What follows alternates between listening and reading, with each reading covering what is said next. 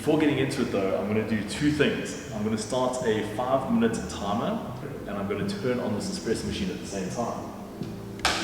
Hey, what's up guys, it's Dario from Bluebird, and today I have the privilege of being able to share my thoughts on the new Marzocco Linea Micra. It's got to do with the startup time, one of the things that I'm most excited about. So I've watched a bunch of reviews already on the new machine, and there's a lot of discussion around the technical specs and the ability to brew cup after cup, and I don't really want to rehash those things. I will touch on a few of them, but I want to speak to you about what it's like to live with this machine. I've had it on my kitchen counter for the last 3 weeks, and I've got some thoughts to share with you. So I've been very fortunate to have a Linea Mini on my bar at home for quite a long time now, and I absolutely love the machine. I have loved it since the moment I got it, and although it doesn't have a huge amount of programmability in terms of flow rate and all these other things that I would love to play with at home, I suppose, it does give me a consistent experience time after time with cafe quality coffee at home. And looking at the Mini after getting off a commercial machine, it feels like a tiny little footprint, and certainly if you put it onto a commercial bar next to a full-size classic or a Strata or something like that, it does feel like a very, very small machine. But I didn't realize how big it was until I put the Micro right next to it. And in a home setting, does that really matter? Absolutely. In my opinion, it is one of the things I love most about the new Micro. The Mini feels like a commercial machine that's been shrunk down to become usable in the home. The Mini for me is kind of stuck in the middle. It has the capacity to pump out hundreds of cups a day from a boiler size, from a capacity point of view. And because of that, in the home environment, there's certain things that just don't really work.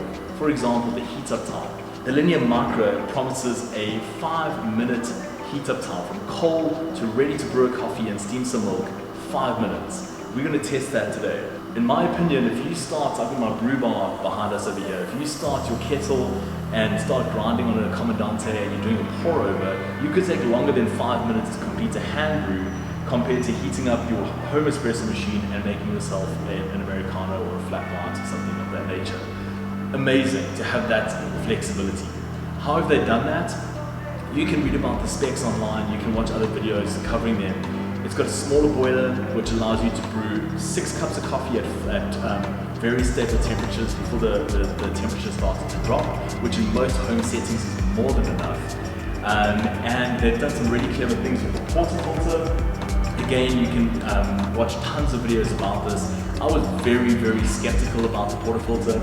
I'm just going to take it out for a moment. We've got a piece of plastic at the bottom of what would be a traditionally shaped Marzocco portafilter, and what that does is 2 things. One, it allows you to use one portafilter as a double spout, single spout, and naked by simply clipping this off. And the second is that the reduced thermal mass allows the portafilter to come up to temperature much faster, giving you a much faster heat up time and stealing less temperature from the group head during startup, which is amazing. So I think it works really, really well. I was very skeptical about the feel and the build quality and worried if this was going to be a compromise from Marzocco, if it was going to be a machine that would lower the standard, if it would negatively impact the reputation of Marzocco, and I think a lot of people have been worried about that. But I sort of see it from a different perspective. I remember when BMW launched the 1 Series, there were a lot of people talking about the fact that a cheaper car for the masses wasn't necessarily a good thing for a luxury German car manufacturer.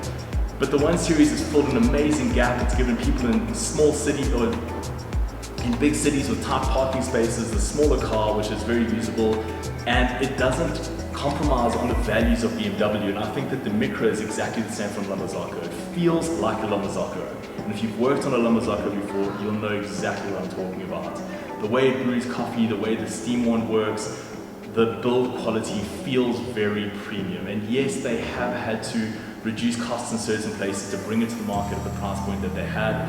Although, yes, they've had to reduce costs in certain areas, the machine feels very, very premium. So I'm going to make a coffee on it now. My best suggestion to you would be to try and get your hands on one with your local Marzocco dealer.